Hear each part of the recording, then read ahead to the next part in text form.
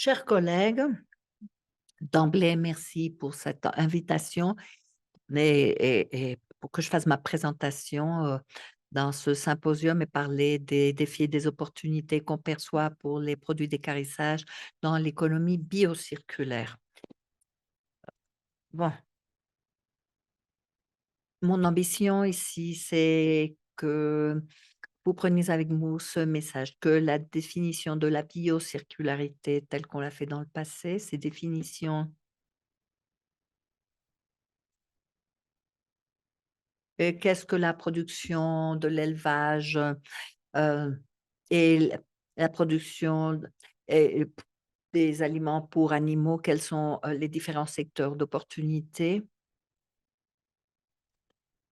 Et bon, parfois on oublie, même quand on travaille dans ce domaine-là et l'industrie parfois, dévalorise, nos priorités et les outils qu'on peut utiliser. Mais le message le plus important pour vous est le suivant: j'ai observé que la pression sur l'empreinte, de la production d'animaux peut être inférieure à ce qu'on estime. On dit toujours qu'on veut, heu, contribuer à réduire l'impact environnemental de nos activités, même quand, la portée de ce qu'on a fait dans le passé, il faut réaliser quelques efforts et faire de véritables contributions. Le deuxième élément ici, c'est que les calculs de durabilité ou circularité, ces systèmes ont été développés dans des économies, des écologies et des secteurs industriels liés à des processus avec une nature chimique ou énergétique ou des produits d'un autre type.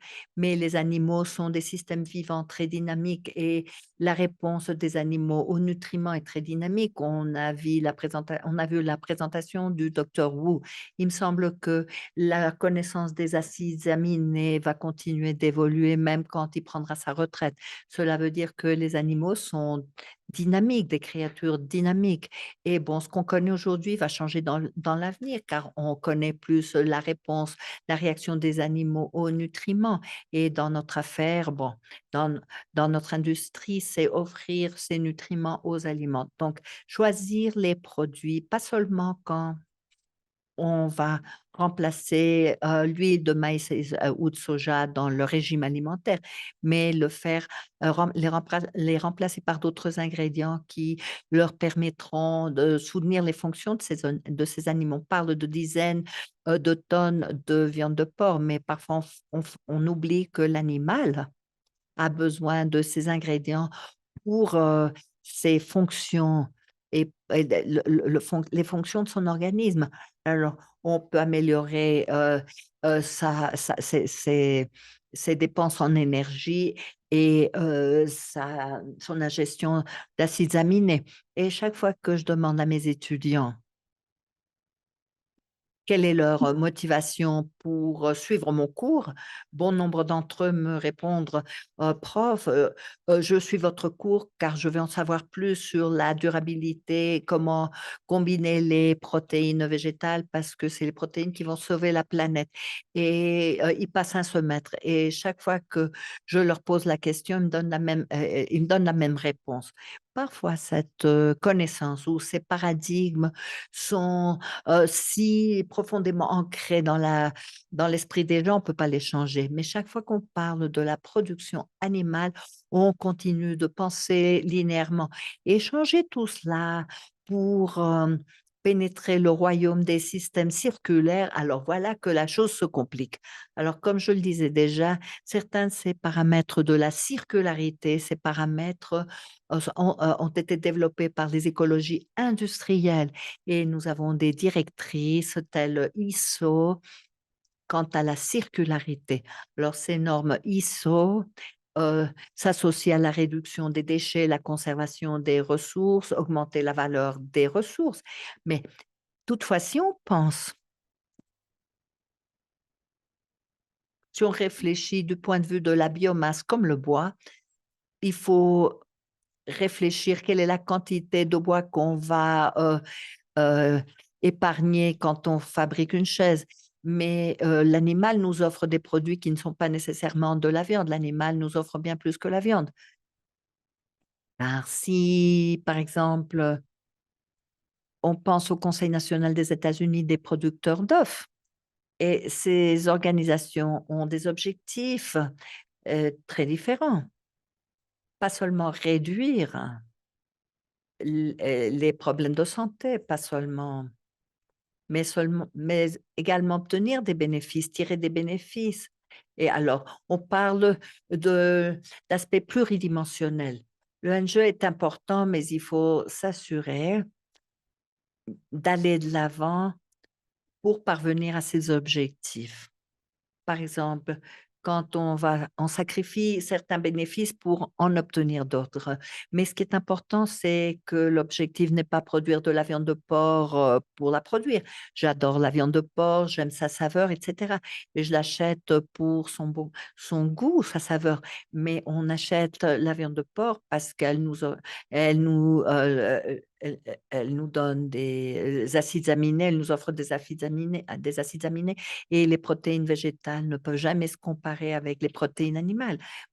Si, vous tenez absolument à comparer la protéine animale et la protéine végétale, la seule chose à faire, c'est, donner à manger à une personne et confirmer que cette protéine atteint l'intestin grêle, sera transformée par les enzymes et dans le gros intestin, ces protéines vont être modifiées pour devenir d'autres produits.